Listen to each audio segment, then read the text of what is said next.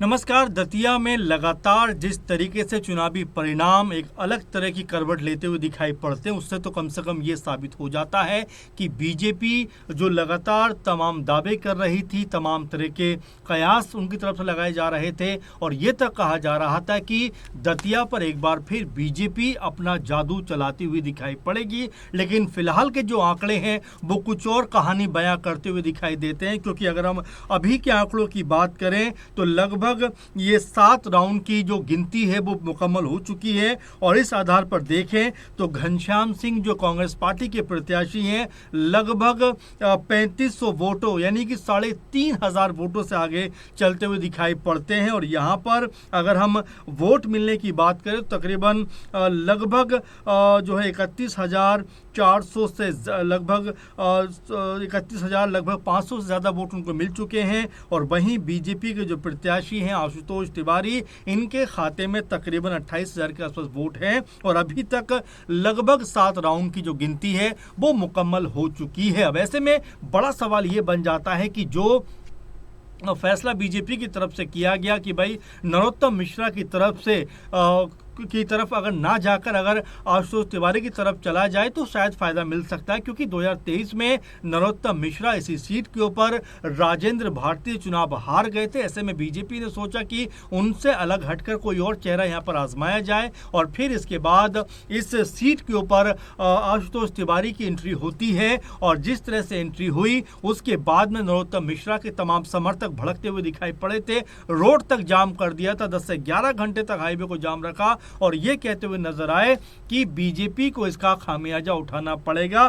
तो क्या अब ये जो नाराज समर्थक थे इन्होंने बीजेपी का समर्थन नहीं किया, क्योंकि नरोत्तम मिश्रा ने तो कहा कि भाई जो हो गया उसे भूल जाइए, अब यहां से हमें बीजेपी प्रत्याशी को जिताना है। लेकिन क्या वो समर्थक माने नहीं, ये अपने आप में एक बड़ी जो है बात यहां पर हो जाती है। दूसरा महत्वपूर्ण जो प्रश्न निकल के सामने आता है कि क्या कांग्रेस पार्टी की तरफ से इस तरह की फील्डिंग लगाई गई, इस तरह का माहौल बनाया गया जिसमें बीजेपी को घेरा गया, बीजेपी को एक तरीके से उनके ही जो कह सकते हैं कि तौर तरीके से उनको घेरने का काम किया। क्योंकि जीतू पटवारी जो कांग्रेस पार्टी के अध्यक्ष हैं मध्य प्रदेश इकाई के, अंतिम दौर में जब चुनाव प्रचार हो रहा था उन्होंने कहा कि 50 करोड़ रुपए बीजेपी की तरफ से दतिया पहुंच चुके हैं। वोटर्स को लुभाने के लिए 5-5 हजार तक का लालच दिया जा रहा है। और वो तो यहां तक कहते हुए नजर आए थे कि जब भी कोई बीजेपी का नेता आपको पैसा देना आए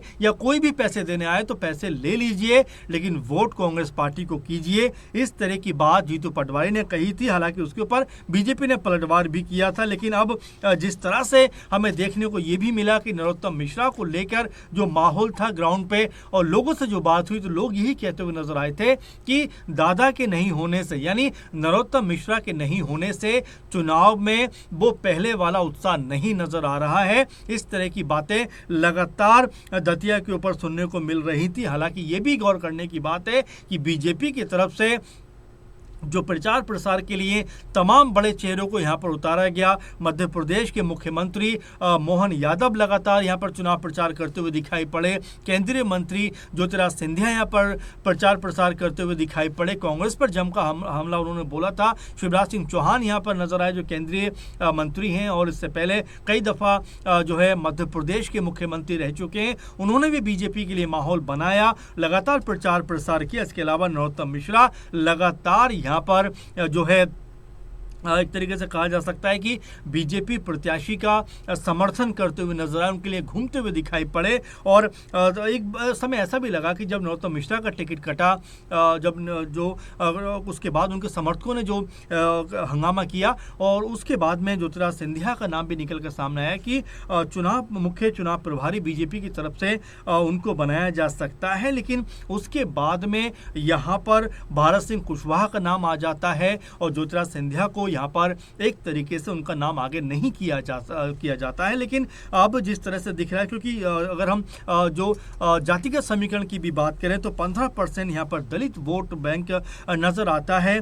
तो इस कारण भी यहाँ पर, क्योंकि 12% कुशवाहा वोट भी है, तो उनको इस कारण उतारा गया कि भाई आप जाइए, कम से कम कुशवाहा वोटों को तो आप इस सब लेकर आइए, और 15-16% यहाँ पर सवर्ण वोट भी है। तो ये समीकरण अगर बन जाता तो बीजेपी के लिए फायदेमंद होता। लेकिन अगर हम इन्हीं तौर पे देखें, क्योंकि ब्राह्मण समुदाय की बात करें तो लगभग 35 से 40% के आसपास दिखाई पड़ता है। अगर हम जो दलित जो समुदाय है उसमें जाटव की बात करें तो 35-40% वो भी नजर आते हैं, 40,000। इसके अलावा कुशवाहा समुदाय के लोग भी यहाँ पर 30 से 35,000 दिखाई पड़े। लेकिन अब जो आंकड़े निकल के सामने आ रहे हैं, जो समीकरण बनते हुए दिखाई पड़ रहे हैं, उसमें तो कम से कम ऐसा लगता है कि यहाँ बीजेपी के हाथ से जो बाजी है वो निकलती हुई दिखाई दे रही है। क्योंकि सीधा सीधा ये नजर आता है कि आशुतोष तिवारी जो बीजेपी की तरफ से प्रत्याशी बने दतिया के ऊपर, उनका जादू वैसा नहीं चल सका जिसकी उम्मीद बीजेपी करती हुई दिखाई पड़ रही थी। हालांकि अभी कई राउंड की गिनती बाकी है, क्योंकि 15 राउंड की यहाँ पर गिनती होनी है और 7 से 8 राउंड की गिनती लगभग पूरी हो चुकी है। लेकिन अगर अभी तक के आंकड़ों पर गौर करें तो नजर आता है कि घनश्याम सिंह यहाँ पर एक मजबूत बढ़त बनाते हुए दिखाई पड़ रहे हैं, जो उनको जीत की तरफ लेकर जाती हुई दिखाई पड़ सकती है। क्योंकि अगर हम घनश्याम सिंह की बात करें तो लगभग उनको तकरीबन 32,000 के आसपास वोट मिल रहे हैं। और वहीं अगर हम आशुतोष तिवारी की बात करें तो उनके खाते में 28,000 के आसपास जो है वोट दिखाई पड़ रहे हैं। यानी कि एक लंबा गैप यहाँ पर अब बनता हुआ दिखाई पड़ता है। क्या ये जो आप जो कह सकते हैं कि जो ये खाई है वोटों की दिखाई पड़ती है, जो एक तरफ घनश्याम सिंह है, दूसरी तरफ जो है आशुतोष तिवारी है, क्या ये और ज़्यादा चौड़ी होती हुई दिखाई पड़ेगी? क्या घनश्याम सिंह के पक्ष में और ज़्यादा माहौल बनता हुआ दिखाई पड़ेगा, या फिर यहाँ पर जो बीजेपी प्रत्याशी हैं आशुतोष तिवारी, वो यहाँ पर बढ़त बनाते हुए दिखाई पड़ सकते हैं, यानी कि एक पलटवार करते हुए नजर आ सकते हैं, एक बार फिर अपना माहौल यहाँ पर बनाते हुए दिखाई पड़ सकते हैं। क्योंकि अभी भी कई राउंड की गिनती होना बाकी है। लेकिन फिलहाल तो जो आंकड़े निकल कर सामने आए हैं वो तो कम से कम ये बता रहे हैं कि बीजेपी का जो मैजिक अब तक रहा है मध्य प्रदेश में 2023 में हमने देखा कि उस वक्त ऐसा लगा था कि बीजेपी सत्ता में नहीं आएगी, लेकिन शिवराज सिंह चौहान जब मुख्यमंत्री थे ताबड़तोड़ रैलियां उन्होंने की, और ये तक कहा जाता है कि उन्हीं की बदौलत, यानी उनकी मेहनत की बदौलत बीजेपी ने मध्य प्रदेश में हारी हुई बाजी को जीता था। हालांकि पीएम मोदी से लेकर गृह मंत्री अमित शाह और तमाम लोगों ने उस समय चुनावी प्रचार किया, लेकिन शिवराज सिंह चौहान को लेकर यह कहा जा रहा था कि जिस तरह की छवि उनकी रही उस आधार पर लोगों ने उनको मत किया। लेकिन चुनाव होने के बाद उनको हटाकर मोहन सिंह यादव को मुख्यमंत्री बना दिया गया। अब ऐसे में इस उपचुनाव में अगर यहाँ जो बाजी है अगर बीजेपी के हाथों से निकलती हुई दिखाई पड़ती है तो क्या ये माना जाए कि सीएम मोहन यादव सरकार से लोग खफा हैं? क्या ये माना जाए कि जीतू पटवारी एक बड़ी भूमिका में अब यहाँ पे दिखाई पड़ रहे हैं? क्या वो कांग्रेस के लिए मध्य प्रदेश में एक बड़ा माहौल बनाते हुए दिखाई पड़ रहे हैं? ये तमाम सारे सवाल हैं जो इस परिणाम के आने के बाद उठते हुए दिखाई पड़ेंगे, क्योंकि यहाँ से नरोत्तम मिश्रा का करियर अब किस तरह आगे जाएगा, आशुतोष तिवारी अगर चुनाव हार जाते हैं तो उनका क्या होगा, और अगर यहाँ से घनश्याम सिंह कांग्रेस पार्टी की तरफ से चुनाव जीतते हैं तो क्या जीतू पटवारी का जो कद है वो और ज़्यादा कांग्रेस पार्टी में मजबूत होता हुआ दिखाई पड़ेगा? क्योंकि ये भी कहा गया कि जिस तरीके से मीनाक्षी नटराजन का पर्चा खारिज किया गया था उसके बाद कांग्रेस आला कमान जीतू पटवारी से बहुत खुश नहीं था। लेकिन इस चुनाव में अगर कांग्रेस पार्टी जीतती है तो कहीं ना कहीं ये मानकर चला जा सकता है कि जीतू पटवारी का जो कद है वो यहाँ पर मजबूत होता हुआ दिखाई पड़ेगा। अब तमाम तरह के कयास हैं, हालांकि इसको हम फाइनल रिजल्ट नहीं मान सकते, लेकिन ये भी हमें नहीं भूलना चाहिए कि जिस तरीके की बढ़त यहाँ पर घनश्याम सिंह ने